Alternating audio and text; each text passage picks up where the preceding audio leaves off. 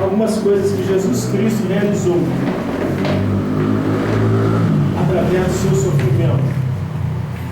Quando Jesus ele falou com Pedro, no capítulo 16 de Mateus, Jesus estava conversando com os discípulos. Quero vir aqui, aleluia. Poder do Pai, do sangue de Jesus Cristo. Aleluia. Fale conosco. Jesus perguntou aos discípulos. Indo Jesus, Mateus 16, versículo 13. Indo Jesus para o lado de Cesaré de Filipe, perguntou a seus discípulos: quem diz o povo ser o Filho do Homem? E eles responderam: uns dizem João Batista, e outros Elias, e outros Jeremias ou alguns dos profetas. Mas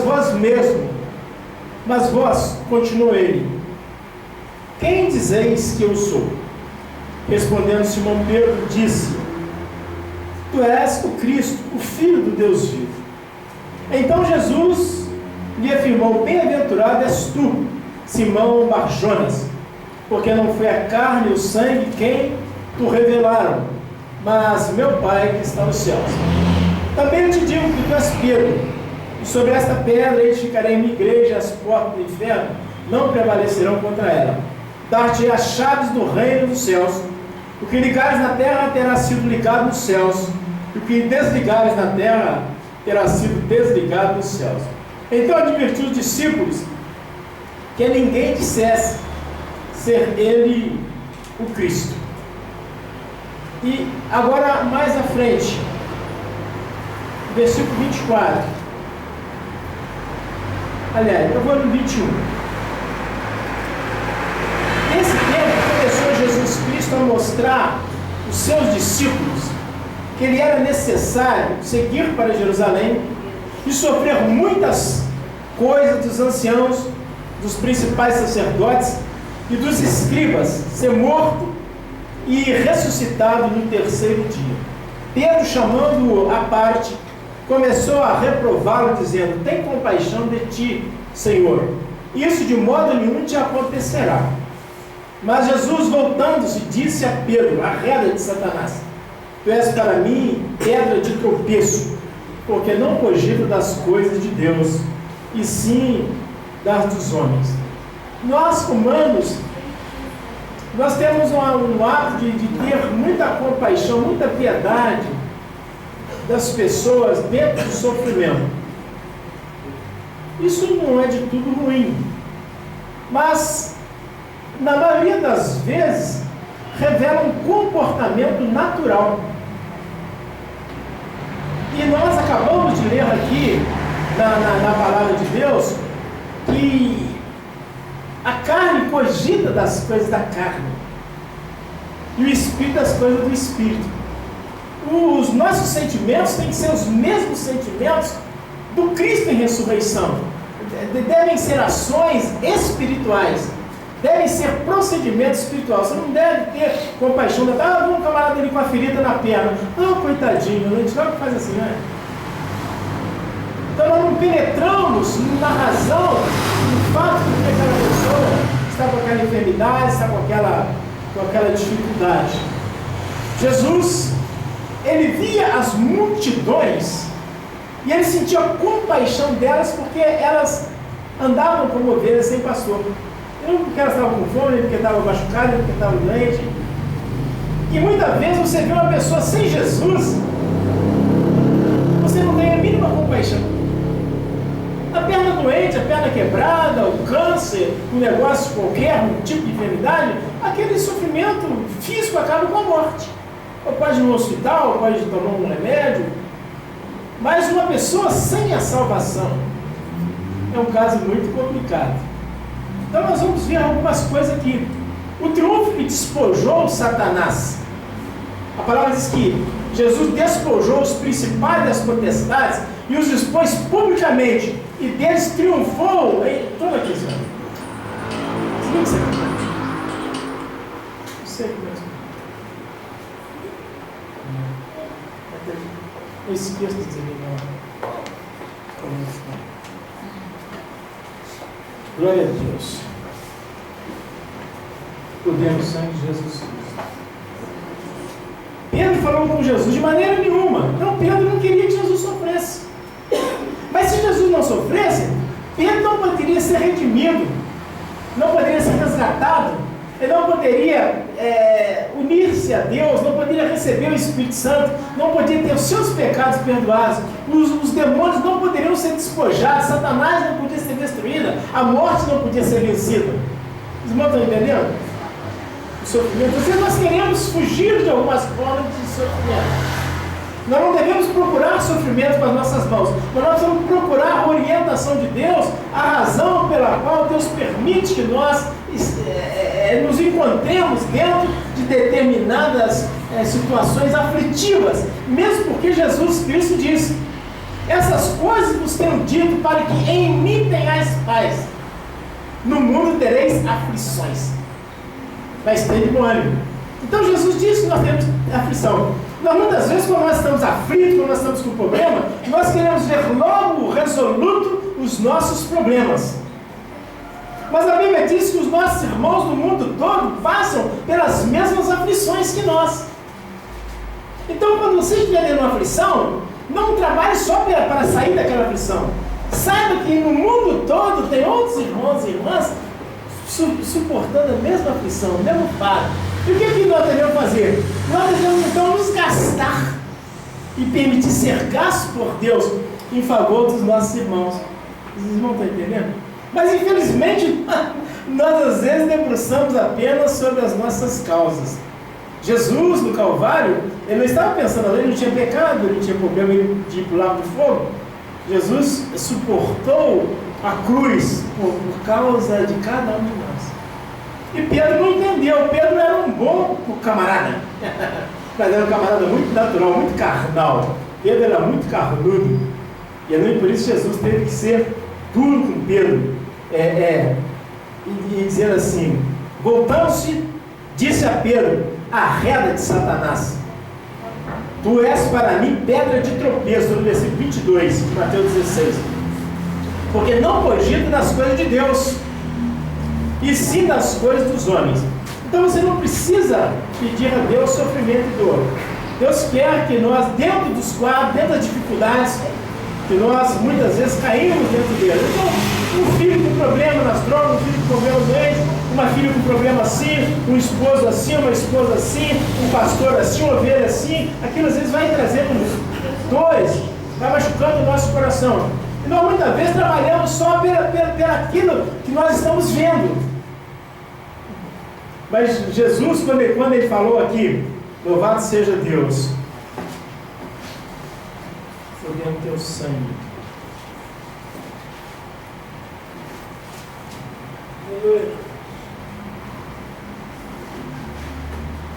Desse tempo começou Jesus a mostrar aos seus discípulos que lhe era necessário seguir para Jerusalém e sofrer muitas coisas dos anciãos. Aquele sofrimento que Jesus ia passar, Pedro não tinha interesse, não tinha a menor consciência que nós íamos estar nessa sala aqui por causa daquele sofrimento.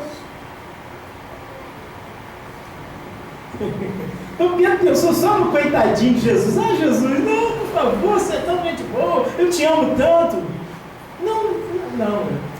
E às vezes nós temos que ter muito cuidado também, até nas nossas orações. Por isso que a Bíblia diz: nós não sabemos pedir como convém.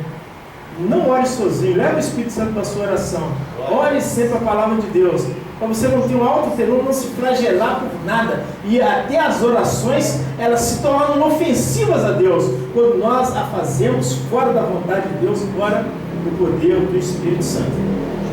E despojando o principado e potestades, expôs publicamente, e deles triunfou em si mesmo na cruz.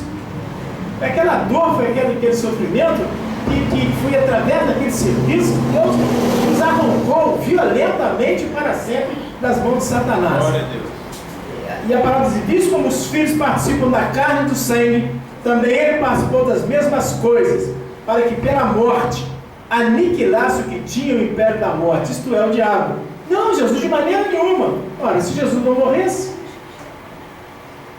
ele podia aniquilar aquele que tinha o poder da morte. Até hoje nós estaríamos debaixo do poder da morte. do poder do pecado, do poder de Satanás. Então Pedro era a própria expressão de Satanás ali. Jesus falou: não, arreda-te para trás de mim, Satanás, porque tu me serve de pedra de escândalo, pedra de tropeço.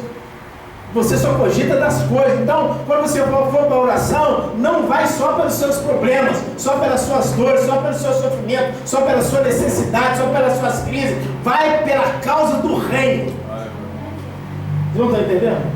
Porque muitas vezes nossos problemas eles não se acabam. Porque a palavra diz: pedis e pedis mal, por isso não recebeis, porque pedimos para gastar conosco. Mas Jesus buscar em primeiro lugar o reino de Deus e a sua justiça. Então toda vez que você for aplicar qualquer ação, não quer dizer para você não orar pelas suas necessidades, eu quero dizer que a sua necessidade é a minha necessidade, o seu problema é o meu problema, porque nós fazemos parte do mesmo corpo. Sim ou não?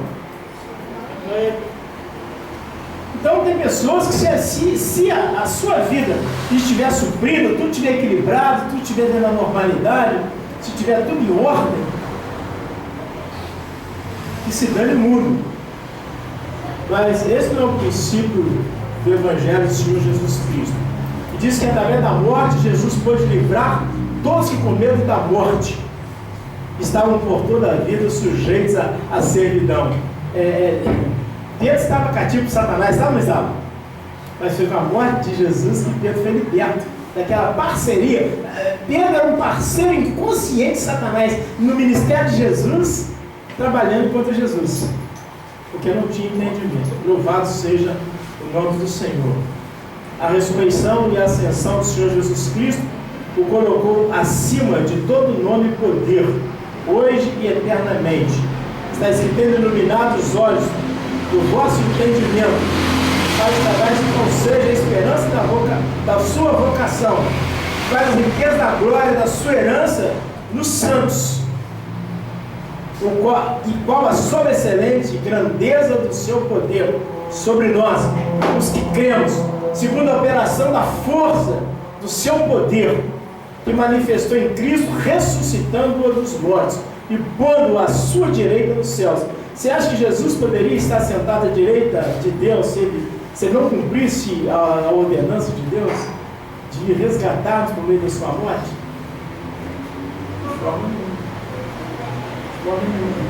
Então, Jesus, ao instituir a Santa Ceia, ele gostaria que nós olhássemos para aquilo ali com serenidade, que nós olhássemos para aquilo ali com entendimento, com os olhos do nosso entendimento completamente estampados, porque aquele sofrimento trouxe a glória de Deus para dentro da humanidade.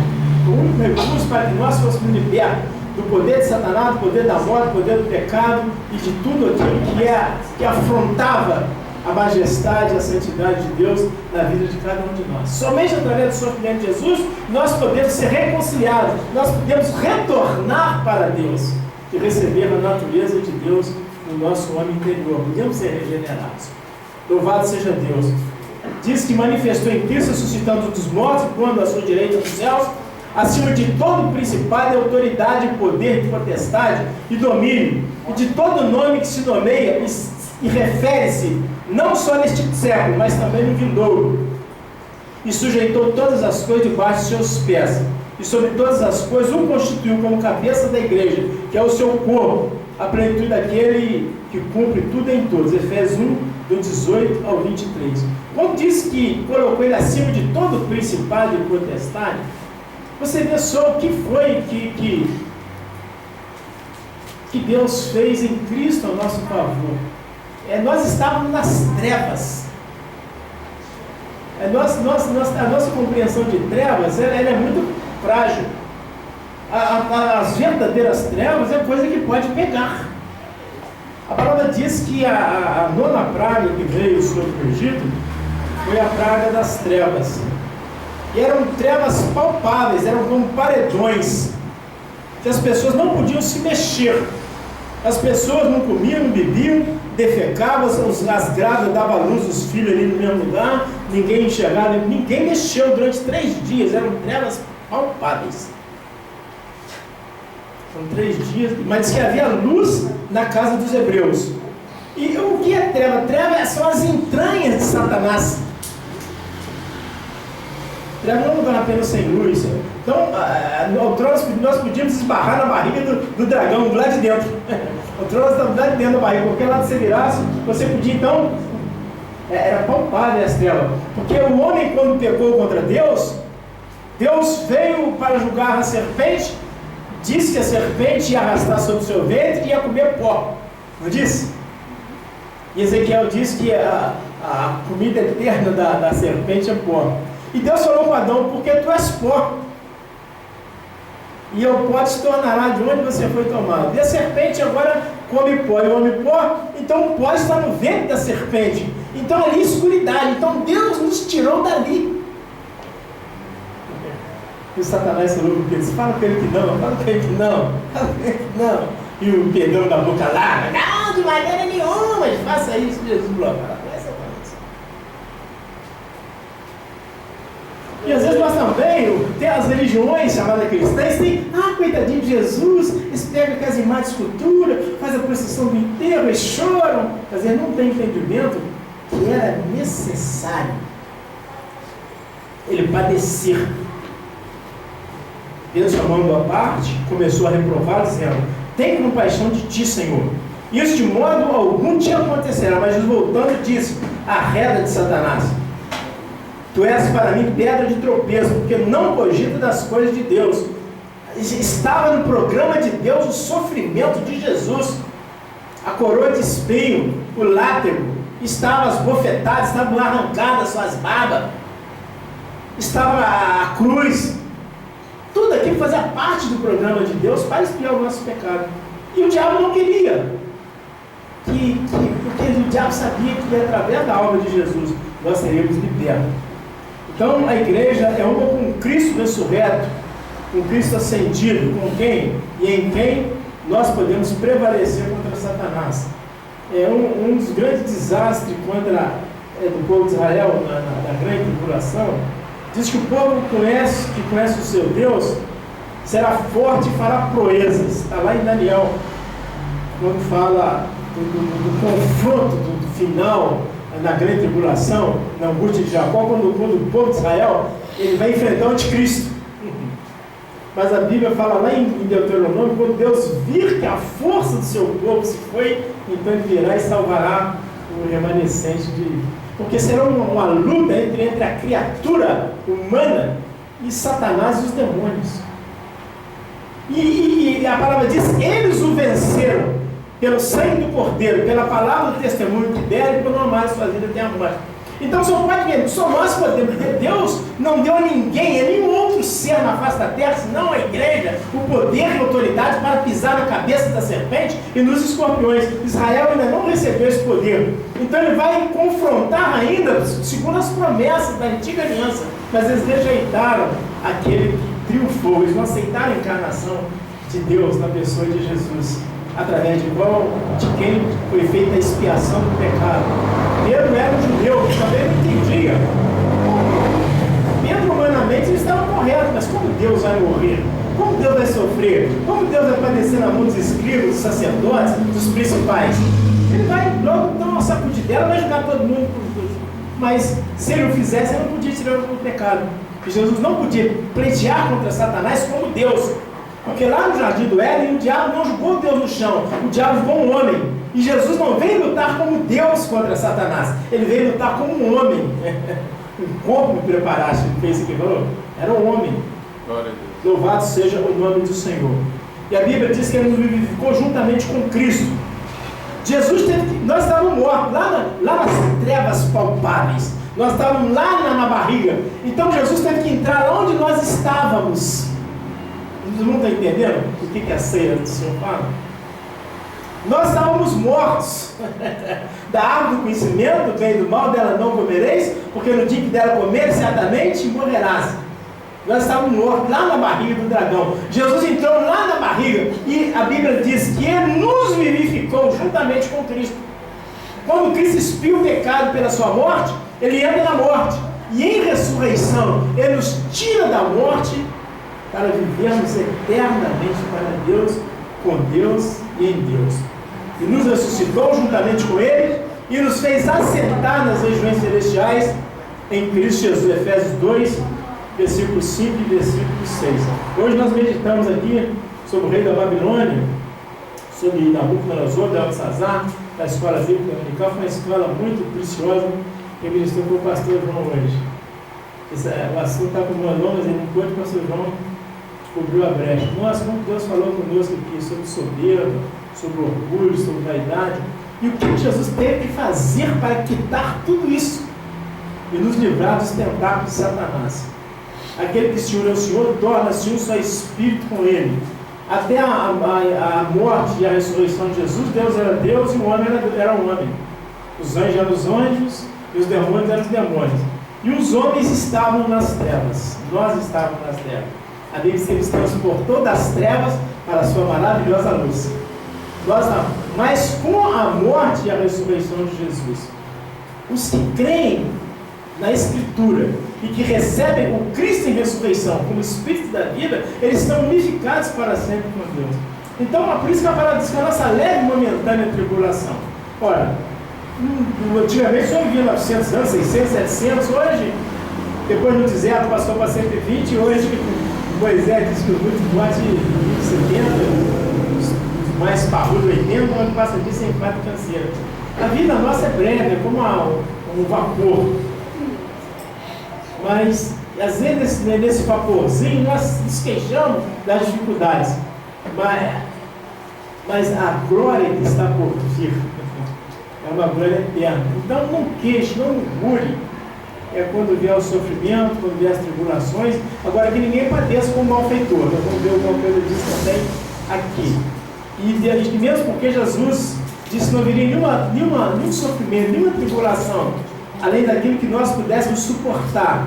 E juntamente com a tribulação, com as dificuldades, Deus daria também o escape. Amém? E Ele falou: eis que estou convosco todos os dias, até a consumação do século. Então nós não transitamos hoje sozinhos. E Jesus não está apenas, esse estou convosco. Eu conversava com o Senhor, fez o serviço para mim, e falava assim: mas a Bíblia diz que a Virgem colocaria o nome dele de Manuel, mas quando ele nasceu botou o nome de Jesus. E o que é Manuel? Fala, Manuel é Deus em mim. Antigamente Jesus andava lado a lado com os discípulos. Agora perto está o Senhor. Ele está perto por causa do atributo chamado onipresença. Ele está aqui, está ali, está por aí, então ele está perto. Mas ele está dentro de nós. Se alguém está em Cristo, né, nós estamos dentro de Cristo. E todos quanto receberam, então eu que estou em Cristo, estou dentro de Cristo. E todos que creem em Jesus, receberam Jesus. Então ele está dentro de nós. Vocês vão estar entendendo? Agora, para que todo esse complicado processo fosse levado a efeito, ele teve que sofrer. E muitas pessoas vão entrar na glória por causa do meu sofrimento, do seu sofrimento.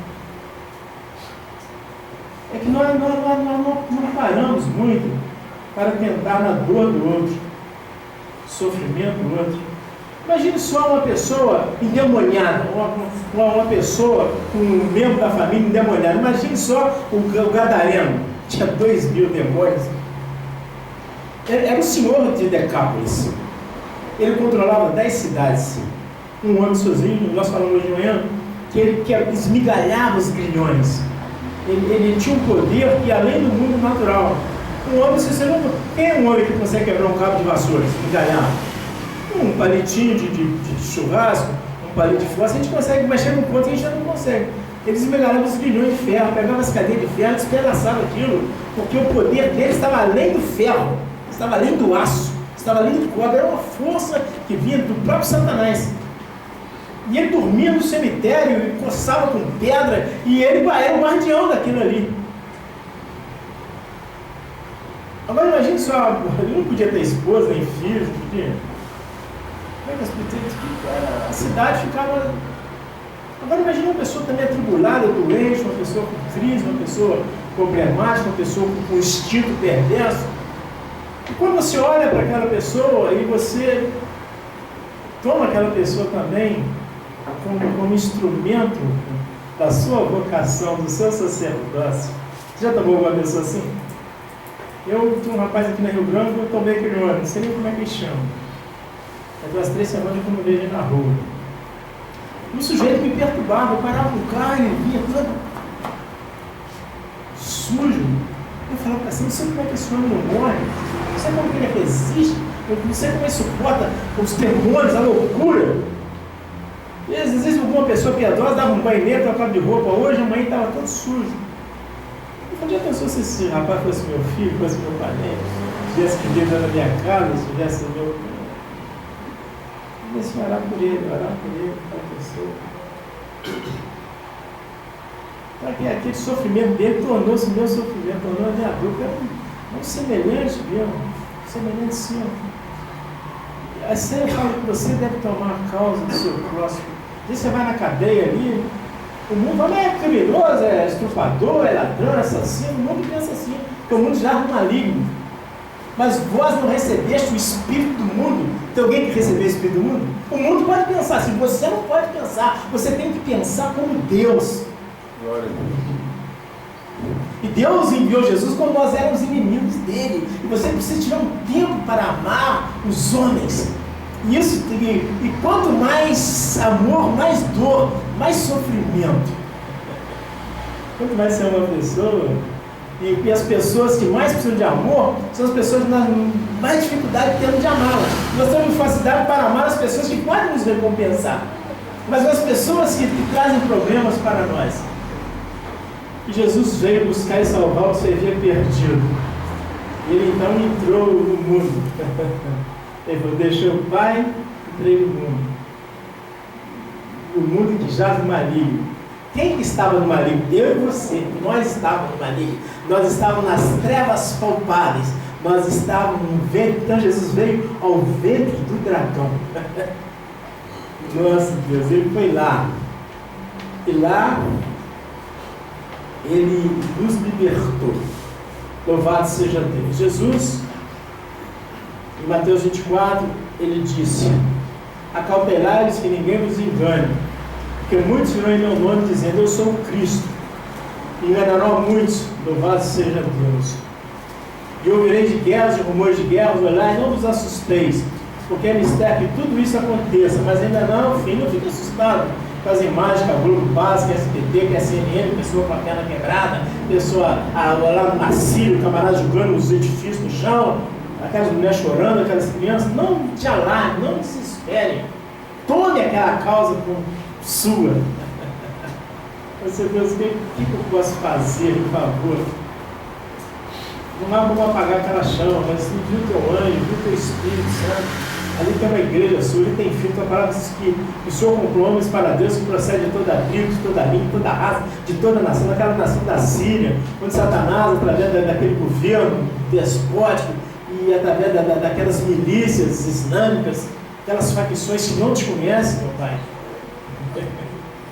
Não é verdade? Porque às vezes a gente vê a imagem de uma criança, às vezes, bebendo água da lama, ou que perdeu o pai e a mãe, a gente chora. É um sentimento humano. Nós devemos então pedir que haja em nós os mesmos sentimentos que houve em Cristo, no Cristo em ressurreição. E nós então devemos entrar ali e romper com aqueles principados, aquelas potestades, pelo poder da oração, pelo poder do jejum, pelo poder da palavra de Deus. A gente acha que a igreja acontece aqui, não. A igreja acontece quando você manifesta o amor de Deus, quando você confronta os poderes das trevas, quando você aniquila, quando você declara a falência do diabo, despojar dos demônios, e nossas vidas não te pertencem, meu Deus. O que for seu ali na Síria, não importa do lado que eles estejam dando tiro. Um camarada pode estar dando tiro no outro, e esse daqui pode ser de Deus, esse daqui pode ser de Deus. E se os dois forem seus, traga-os ao entendimento, traga-os à redenção, traga a regeneração, traga a vida. Porque senão a gente, por causa da imprensa, a gente vai tomar um lado equivocado. Você decide. Tinha um programa maldito que a gente chamava Você Decide. Aqui tirava muitas pessoas da zona de conforto e bem-estar e botava as pessoas em juízo. Então, o Senhor quer falar sobre o sofrimento da igreja. E diz assim: eu veio de guerra, rumor de guerras. Olhai e não vos assusteis, porque é mistério que tudo isso aconteça. Aleluia. Mas ainda não é chegado o fim. Porquanto se levantará nação contra nação, reino contra reino, e haverá fomes e pestes, terremotos em vários lugares. Mas todas estas coisas são um princípio de dores. Então vos hão de entregar para seres atormentados, matar-vos-ão, e sereis odiados de todas as gentes por causa do meu nome. Naquele lugar também ali, muitos irmãos são presos, são atormentados, são mortos por causa do nome de Jesus. Aquelas facções xiitas, sunitas, islâmicas ali. E a Bíblia diz que Deus regula os povos pelo povo de Israel. Deus regula Israel pela igreja. E às vezes muitas coisas, muitos conflitos, muitas guerras, muitas mortes estão acontecendo em muitos lugares, porque Deus já fazendo também a vingança da sua igreja, do seu povo. As objeções de Satanás, os parceiros do diabo, os cúmplices dos demônios se levantam contra a igreja, então Deus também se levanta. A palavra diz: até quando, Senhor, tu não vingará o 100? Ele fala assim: tem uns que vai ficar para o futuro, até que se complete o número dos mártires. Mas tem outros que já nesse tempo mesmo, que aqueles que não são mártires para aquele tempo, aqueles que pertencem à igreja, não que vai entrar na grande tribulação, mas aqueles que pertencem à igreja vai ser arrebatado, Deus já vindica o sangue deles hoje. Nós vimos hoje na escola dominical, Beltesazar bebeu nas taças dos utensílios do templo de Jerusalém. Deus mandou fogo naquela noite mesmo. Beltesazar foi morto, Dario com 62 anos, e tomou o controle da Babilônia, matou os 1000 nobres, suas mulheres, suas concubinas, e foi uma lenha terrível. Não dá para brincar com Deus, não. A gente acha que Deus é bonzinho. Não, Deus é justo, é santo. Ele não pergunta nem para mim nem para você o que ele deve fazer, com quem ele deve fazer, a hora que ele deve fazer, como ele deve fazer. Às vezes, é por isso que nós temos que estar na dimensão do Espírito. Tem coisa que é para você chorar, tem coisa que você pedir mais fogo. Mas tem que pedir mais fogo, meu Senhor Deus. Louvado seja o nome do Senhor. Mas todas essas coisas são princípios de dores. Então vos hão de entregar para seres atormentados, matar-vos-ão, sereis odiados por toda a gente por causa do meu nome. Nesse tempo muitos serão escandalizados, daí se uns aos outros se aborrecerão, surgirão muitos falsos profetas, enganarão muitos, e por se multiplicar a iniquidade, o amor de muitos esfriará, mas aquele que perseverar até o fim será salvo. E este evangelho do reino de Deus será pregado em todo o mundo, em testemunha a todas as gentes, então virá o fim, então seremos arrebatados. Eu li de Mateus 24, 13 ao 14. O evangelho vai ser pregado. Agora, como pregar o evangelho se as pessoas nos odeiam por causa da pessoa que o evangelho expõe? Então não há como você fugir do sofrimento, da aflição. Você pode procurar ser a melhor pessoa para esse mundo. O mundo vos odeia. O mundo nos odeia, porque o mundo jaz no maligno, e o maligno odeia Jesus, o espírito do maligno odeia Jesus e o espírito de Jesus. Então nós não temos alternativa. Para combater o bom combate, nós temos que pedir a Deus para nos revestir de toda a armadura de Deus, para que nós possamos suportar o dia mau. Uma das doutrinas menos expostas e menos desejável tem sido a doutrina cristã acerca do sofrimento da igreja. Jesus não mentiu nem traiu para a sua igreja no que diz respeito ao sofrimento do seu povo. Precisamos estar claros que a igreja tem a tarefa de trazer o reino de Deus para a terra, onde encontra-se instalado o império das trevas, chefiado por Satanás. Jesus, na oração do Pai Nosso, ele falou assim: venha a nós o teu reino. E sabe como que o reino começa? Jesus expulsando Satanás. Se eu expulso Satanás, pelo dedo de Deus é chegada a voz do reino de Deus. Se eu expulso Satanás, pelo Espírito de Deus é chegada o reino de Deus. Então, para que o reino de Deus entre, você tem que expulsar Satanás. Às vezes nós queremos pregar o evangelho, mas nós não expulsamos Satanás.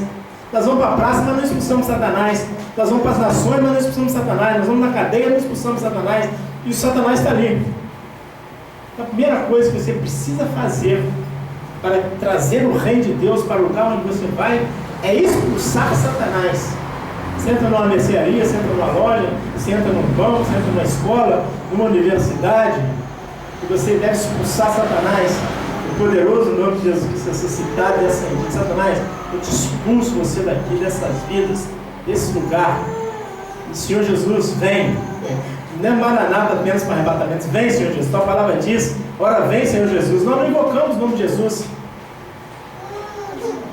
Não está entendendo? Jesus, se eu expulso Satanás, é chegar no reino de Deus. A primeira coisa que Jesus teve que fazer para que nós recebêssemos o reino de Deus foi expulsar Satanás de nós. Porque não cabia o Espírito Santo e Satanás dentro de nós.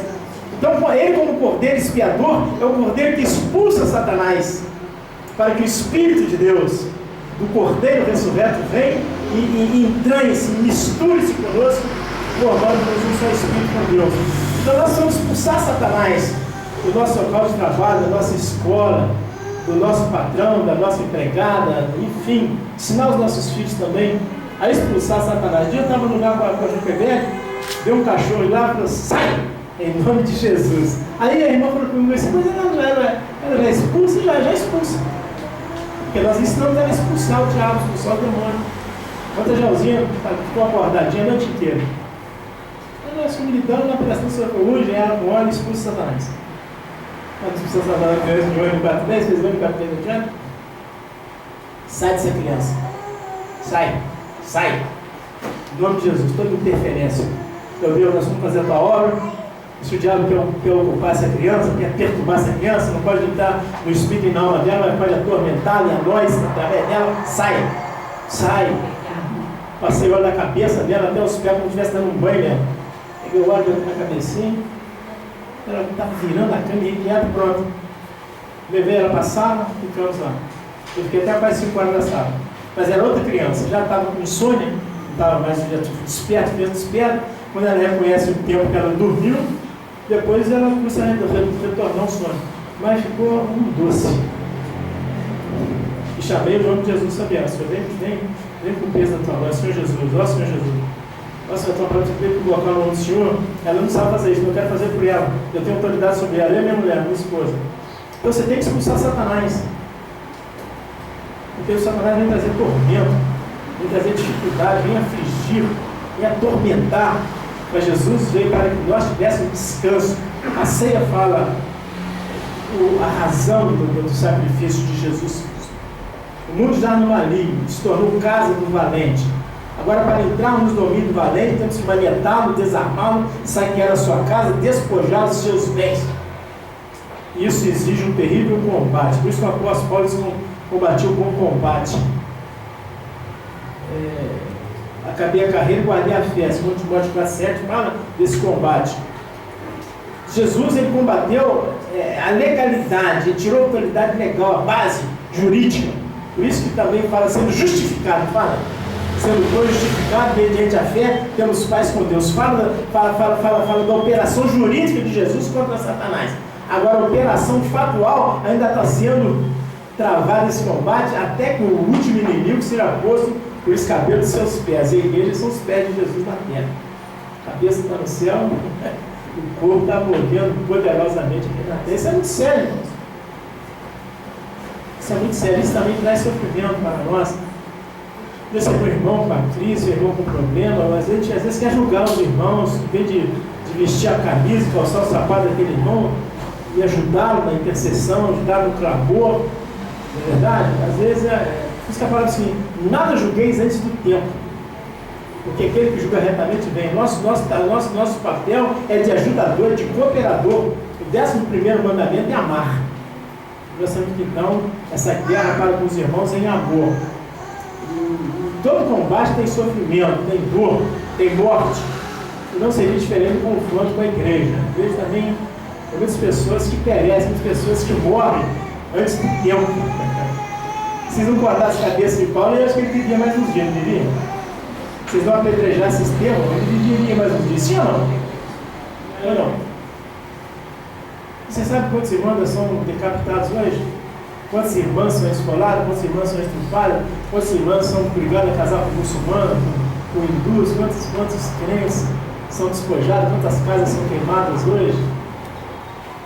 É que nós estamos pensando só em nós, só na nossa fonte de água, só no nosso gás, só no nosso filho, só na nossa filha, só na nossa barriga. Quando nós nos unimos, a palavra que aquele une o Senhor, pensa como o Senhor, vê como o Senhor, raciocina como o Senhor, combate como o Senhor. Não é só se o Senhor dorme só espírito, não é só para ir para o céu, não. É para combater o bom combate aqui e prevalecer contra as hostes infernais da maldade. Amém? Infelizmente a igreja tem ignorado esse aspecto da aflição relativa à edificação do reino de Deus de forma conflitante e com terríveis dores. Não adianta, mesmo que você ignore os problemas, você tem problema. Quem não tem problema? Quem não tem crise? Se enfiar essa cabeça no buraco com a avestruz, vem um leão querendo comer a avestruz. A avestruz sai correndo e o leão sai atrás. Mesmo buraco ela vem, enfia a cabeça lá no buraco e deixa aquele corpão, o tamanho de um camelo para fora, um predador faz a festa, não tem nem trabalho. Então não enfia a cabeça no buraco, levanta a cabeça, sacode a poeira e marche, e lute, em frente e prevaleça contra Satanás no nome de Jesus Cristo. A palavra de Deus não é contraditória. Não obstante, nós precisamos da revelação plena do Espírito Santo para entendê-la e a fé incondicional para aceitá-la e praticá-la, pois é através da obra de crucificação, morte, sepultamento, ressurreição e ascensão de Jesus Cristo é que o diabo foi plenamente derrotado, foi aniquilado, despojado de suas obras desfeitas.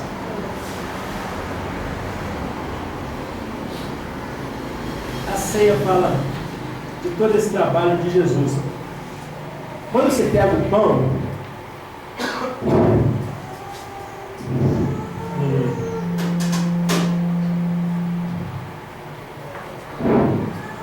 e você pega um cálice, você está dizendo para Deus que você tornou-se participante dele e da sua obra.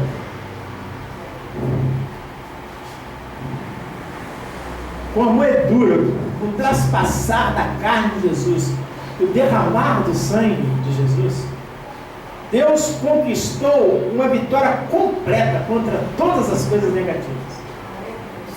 Jesus tornou o Senhor de cabeça de tudo.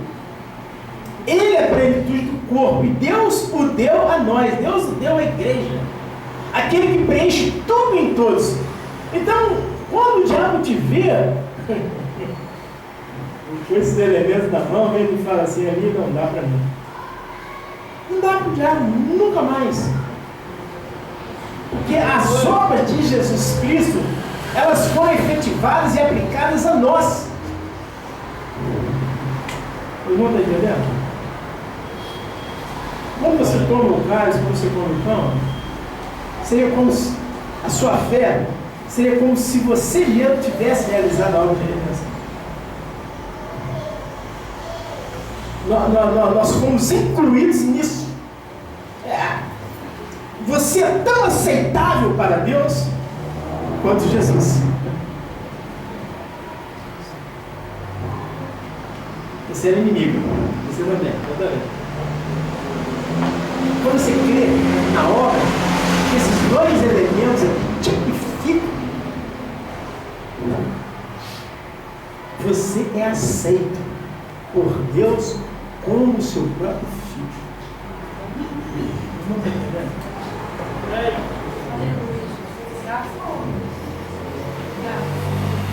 Deus olha para nós, olha para os homens sem sangue e vê o próprio Satanás, serpentes, raça de víboras. Deus olha para cada um de nós mediante a obra de Cristo, não vê nem a mim nem a você. Ele vê o seu próprio filho. A Bíblia diz que pelo seu nome, Deus chama José, Sebastião, Carlos, Antônio, pelo seu nome somos chamados.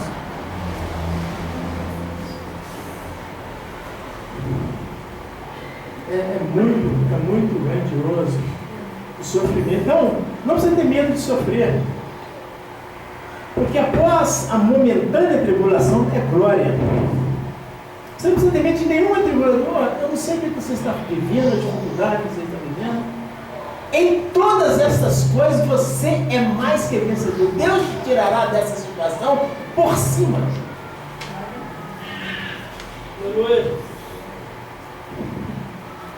Eu tive uma experiência uma vez, estava numa crise tão profunda, eu lembrei. E eu não tinha saída, a situação era muito incrível. Deus me deu um sonho. Deus me deu um sonho. E no sonho eu estava num túnel escuro. E De repente eu viajava numa velocidade supersônica, dentro daquele túnel, era imenso. E lá na frente, assim, eu tinha um paredão, coisa assim. E Deus falou comigo assim, e agora? Mas aí eu não parava, né? Como se fosse um carro, fosse bater. Mas de bater, Deus falou comigo, se eu posso você atravessar aquilo, posso tirar aquilo dali, posso fazer você pular por cima. E eu continuei viajando e com temor, e de repente tudo aquilo se dissolve. Falamos que no Senhor nós enfrentaremos esquadrões, saltaremos muralha. Você pode. Pedro andou na face das águas, o povo de Israel atravessou o mar a pé enxuto, Deus fez o Jordão voltar atrás, Ele pode todas as coisas, Ele vive em nós. Então não precisa ter medo da situação, da dificuldade. Não devemos buscar dificuldades, nem problemas. Mas mesmo quando nós buscamos dificuldade e problema, o nosso Deus responde, o nosso Deus resolve, porque o nome dele está posto em nós. E a nossa vitória é glória para o nosso Deus. Louvado seja Deus. Na cruz, o Senhor Jesus Cristo está tudo consumado. Inclinando a cabeça, entregou o Espírito. No obstante, em Apocalipse 12, nós verificamos o grande dragão, a antiga serpente, que chama Diabo e Satanás, travando a mais terrível batalha contra o povo de Deus, com ira indescritível. Em Apocalipse 12, há uma peleja contra a igreja, a mulher que estava grávida, com ânsias para dar à luz um filho. Essa mulher é a igreja, a primeira parte da igreja, e o diabo parou diante dela para devorar o seu filho, e ela deu à luz e seu filho foi arrebatado. Ele fala sobre o arrebatamento da igreja. O diabo não tem mais. E aí agora ele sai para fazer, para perseguir o restante dos santos. O restante dos santos são os judeus que vão entrar na grande tribulação. Mas Deus já tem um lugar preparado para eles no deserto também. É um mistério desse deserto, não me pergunte que eu não sei não. É um lugar que só Deus, se fosse revelado, Deus ia falar para a gente. Deus vai arranjar um lugar na própria casa do diabo para esconder os filhos dele. E o diabo... Mas a gente vê também a luta. Todos nós, os judeus, vêm lutando nesse tempo, 2000 anos de luta da igreja, com aí os mártires, a catatumba de Roma, o Coliseu romano, as feras, os gladiadores, os muçulmanos, os budistas, todo mundo. Você não vai falar que o cristão mata uma pulga. Um camarada matou ali um católico ali por causa do nome de Jesus. Você nunca vai ver isso falando. Mas todo mundo ataca os crentes, todo mundo joga pedra na igreja, todo mundo ataca os pastores, todo mundo, por causa do nome de Jesus posto sobre nós. Mas as portas do inferno não podem prevalecer. Louvado seja Deus. Capítulo 13 de Apocalipse, o dragão está em plena atividade, recebe com a primeira besta, o anticristo, a adoração de toda a terra, isto é, daqueles cujos nomes não estão escritos no livro da vida do Cordeiro, que foi morto desde a fundação do mundo. Enquanto a segunda besta, o falso profeta, o Papa, faz sinais e prodígios e marca os homens para obrigá-los a adorar a primeira besta. Nós não estaremos mais aqui, mas muitos de nossos irmãos estarão. Quem são estes? Esses são aqueles que vieram da grande tribulação, que lavaram suas vestiduras no sangue de Jesus. Muitos irmãos, a igreja, muitas pessoas que não vão alcançar a fidelidade, não serão os vencedores para a primeira fase do arrebatamento, vão entrar na grande tribulação. E João viu, João 7, quem são estes? Esses são aqueles que vieram da grande tribulação. E o diabo vai atacar também os judeus. Então, vai ter muito sofrimento. Se aqueles dias não fossem abreviados, disse que nenhuma carne se salvaria. Nós já estaremos no céu. No capítulo 17 do Apocalipse, a primeira besta e os 10 chifres, ou seja, os 10 reis confederados da nova ordem mundial, combaterão contra o Cordeiro, e o Cordeiro os vencerá, que é o Senhor dos senhores e Rei dos reis. Vencerão os que estão com ele, chamados eleitos e fiéis. Apocalipse 17, 13 e 4, vem a senha de Satanás. Ele já foi derrotado por Jesus no Gólgota, mas Jesus não apresentou ele ainda. E ele junta todas as nações para guerrear contra o Cordeiro. Vai juntar as nações lá no Armagedon. Hoje o pastor Ricardo falava sobre como é que Deus conduz a história. Mas Deus vai juntar todas as nações lá e vai meter fogo também. Porque aí as pessoas, naquele dia, muitas pessoas vão ver o Cordeiro. Mas vão ver o Cordeiro na sua fúria, na sua ira. Os homens vão dispor da ira de Deus e do Cordeiro. Essa será uma oração feita muito tarde. Precisamos ter iluminados os olhos do nosso entendimento para compreendermos a palavra de Deus. Na cruz, o Senhor Jesus Cristo esmagou a cabeça da serpente. Isso não equivale a dizer que ele exterminou o diabo, botou fogo no diabo e acabou com o não. Mas ele tirou a legalidade do diabo, ele acabou com a autoridade da morte, ele destruiu a legitimidade do diabo pelejar contra os homens. Nós lemos aqui no livro de Romanos, no capítulo 8, na leitura inicial, aleluia. Pois a ardente expectação da criação aguarda a revelação do Filho de Deus, pois a criação está sujeita à vaidade, não voluntariamente, mas por causa daquele que a sujeitou, na esperança de que a própria criação será redimida do cativeiro da corrupção, para a liberdade da glória do Filho de Deus. Haverá uma intervenção de Deus em favor dos homens. Muitas pessoas vão crer em Jesus. A palavra não danifica o vinho nem o azeite, nem a cevada, que haverá muita salvação. A gente acha que com o arrebatamento da igreja o Espírito Santo vai embora. O Espírito Santo permanece na terra. Ele apresenta a igreja de Jesus e ele permanece na terra ainda, cuidando para que os desígnios de Deus, ainda para o tempo de tribulação, seja estabelecido. E diz que as pessoas vão atravessar de mar a mar, com fome e sede, mas não de pão e água, mas de ouvir a palavra de Deus. Haverá uma fome de Deus na terra. E muitas pessoas serão salvos.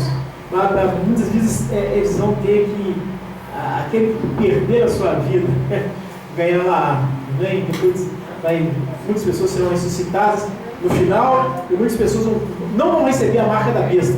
Eles preferem morrer. E muitos Deus também vai guardá-las também, mesmo durante a tribulação. Louvado seja o nome do Senhor Deus.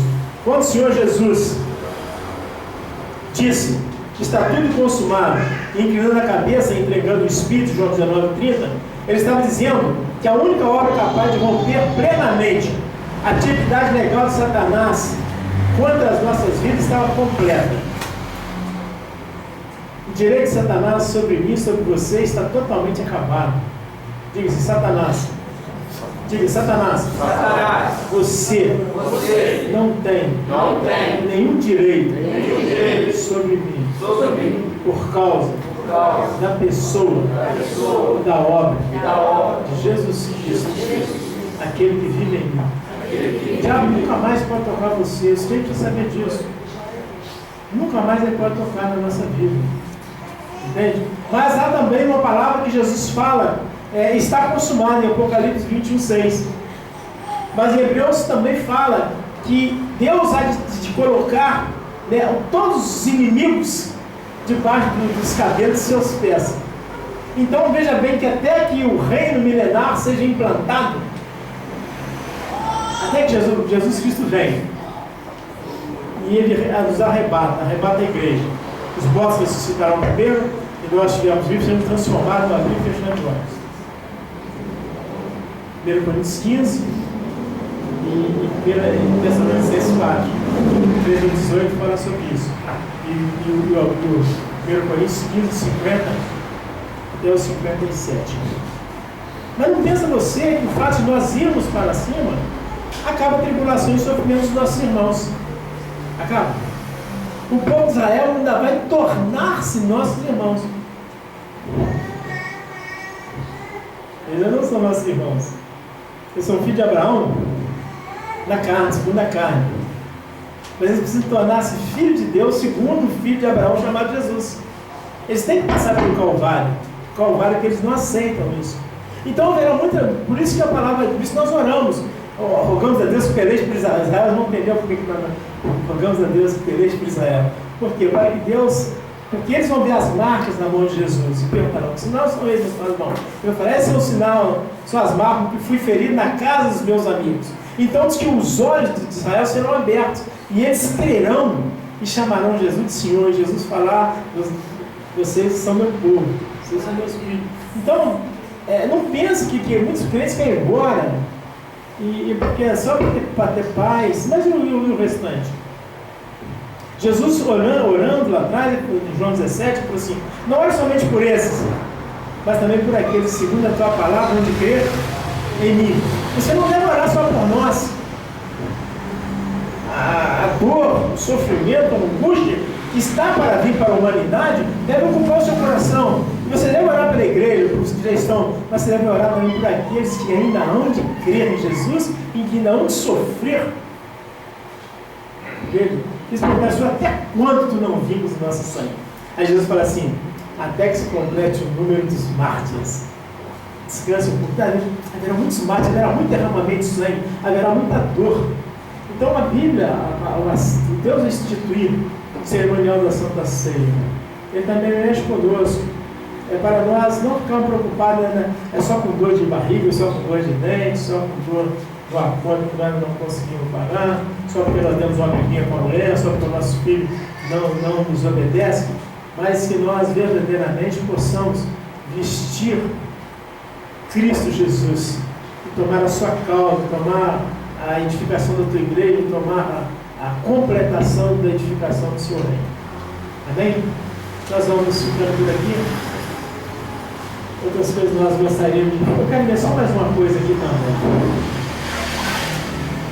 No Getsemane, Jesus tomou a causa e a necessidade de toda a humanidade, pelo que ele entrou em um sofrimento terrível. E saindo, foi como costumava para o Monte das Oliveiras. E tomando seus discípulos, seguiram. E chegando, e quando chegou àquele lugar, disse-lhes: orai, para que não entreis em tentação.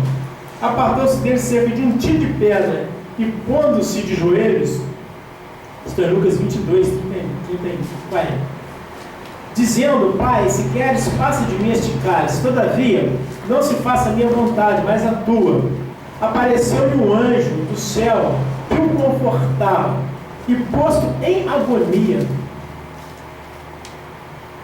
orava mais intensamente, e o seu suor tornou-se em grandes gotas de sangue, que corriam até o chão. E levantando-se da oração, veio para os seus discípulos e achou-os dormindo de tristeza. Lucas 22, 39, 45. Veja bem os corações dos discípulos, como que eles estavam ainda tão diferentes do coração de Jesus. Jesus foi para a oração pela nossa causa, pela causa de tudo aquilo que estava antes dele, desde o Éden, desde o governo de Adão, era o governo da alma do crescimento do irmão, até a última pessoa que é de crer, lá depois do milênio, depois de muitos anos que ainda vão se desdobrando. E ele, o nível da batalha pelo próximo, pelos homens, tornou-se tão cruel que ele começou a suar. O seu suor tornou-se como gota de sangue. Se nós formos bem sinceros, hoje eu vou começar com o pastor, não dá testemunho de algumas coisas que aconteceu, que batizou, que fez. Mas se nós formos bem sinceros, nós não temos visto muitas coisas na congregação. Graças a Deus, tem misericórdia de mim. Eu não me lembro qual foi a última vez que eu suei. O suor natural, não suor de calor, esse calor de 40 graus, não. O suor mesmo pela causa das pessoas. Suor até virar gota de sangue. Então Jesus sofreu profundamente. Jesus sabia o trabalho que era para desfazer as obras do diabo, para tirar o homem da escuridão, para tirar a escuridão de sobre o homem, para transportar o homem para a luz, para plenificar o homem de Deus. Nessa noite eu quero mexer com você, com seus sofrimentos, com seus sentimentos. Quero que você leve suas causas para Deus, quero que você abdique delas. Mas eu quero que você olhe com mais piedade. O hospital, qual outra vez você foi no hospital? A última vez você expulsou um demônio? Qual foi a última vez que uma pessoa foi curada pela sua mão? Qual foi a última vez que você tomou a causa de uma nação, de uma cidade, de um bairro, de uma congregação? Uma pessoa alienada, uma pessoa... houve esses enchentes aí, quantas pessoas morreram? Quantas pessoas da noite por dia, as calamidades, desastres abatem sobre eles? E a gente acha tudo tão normal. Jesus encontrou seus discípulos dormindo. Levantou a ação, veio para seus discípulos e os achou dormindo. Se Jesus viesse para mim e para você nessa noite, em relação ao caos do mundo, essa perdição, de falar, a prostituição, o homossexualismo, o que você tem feito por isso? Tem só falado mal dos homossexuais, das lésbicas, ladrões, assassinos, dos corruptos políticos, ou você tem dobrado seu joelho e tem rompido com os principais, as potestades, com os demônios. Você tem gemido e chorado. Esse ano seja um ano de gemido, seja um ano também de glória. A palavra de Deus que se com ele padecermos, certamente com ele seremos, não seremos lá no futuro, não. A Bíblia diz que a sua glória nos acompanha. À medida que você vai botando carga em favor do reino de Deus, Deus vai botando glória, Deus vai botando suprimento, vai botando favor, vai botando as coisas dele sobre nós. Amém? Quero ficar aqui para nós podermos comer. Eu repito que o sofrimento é proporcional ao amor. Deus amou o mundo de tal maneira que deu o seu Filho unigênito. Que oferta, hein? Para que todo aquele que nele crê não pereça, mas tenha vida eterna. E Deus prova o seu amor para conosco, porque Cristo Jesus morreu por nós, quando nós éramos ainda pecadores. Que amor, que sofrimento. Mas na cruz, ele sentiu alegria por antever o fruto do seu penoso labor. Até a morte de Jesus, Deus só tinha Jesus por filho, era o Filho unigênito. Mas em morte ele tornou-se o primogênito entre muitos irmãos. E muitas pessoas estarão diante dele também, por causa do seu sofrimento, por causa do seu jejum, por causa da sua oração, por causa do seu amor. Né? A ceia para os partícipes do sofrimento da glória. Vamos colocar de pé? Vamos orar?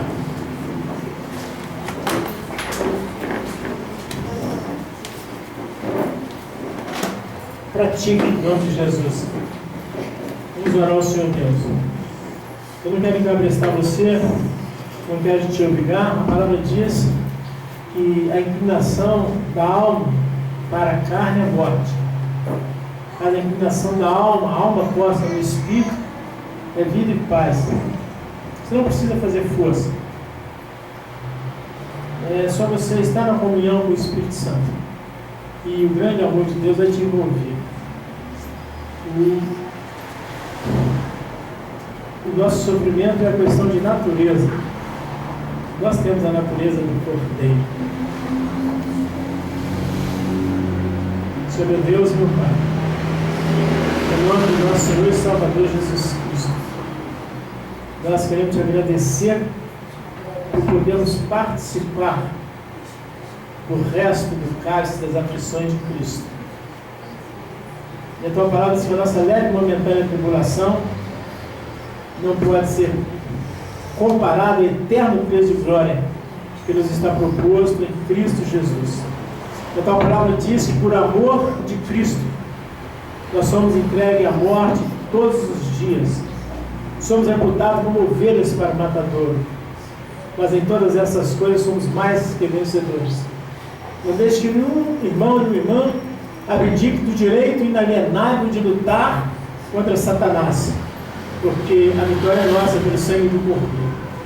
E juntamente com o combate, juntamente com a guerra, o Senhor possa aprisionar e suprir as nossas vidas com o Espírito que nos dá vida, e que o Senhor possa usar a tua palavra como espada do Espírito a nosso favor, usar a tua palavra como escudo e broquel a nosso favor, usar a tua palavra como um alimento, como consolo, como instrução, por meio da unção do Espírito que permanece sobre nós. Agora nós vamos, meu Deus, meu Pai, comer o pão e beber do cálice, que nós possamos fazer o entendimento sem medo. Muitos irmãos têm medo de sofrer, mas o sofrimento vem de uma maneira inesperada, mas o Senhor nos tem tirado de todas as dificuldades. O Senhor tem nos conduzido de glória em glória, de triunfo em triunfo. Então que nós possamos descansar nas tuas promessas, porque fiel que fez a promessa, o qual é poderoso para cumprir. Aceite o nosso culto, nos ajude e nos use até a última criatura e a pleno dos gentios. Não nos use apenas nós aqui nesta sala, use o corpo do teu filho esparramado ao redor de toda a terra, e proteja e guarde debaixo do manto sagrado, o sangue do Senhor Jesus Cristo, teu Filho. E nós oramos e te agradecemos. Amém? E graças a Deus.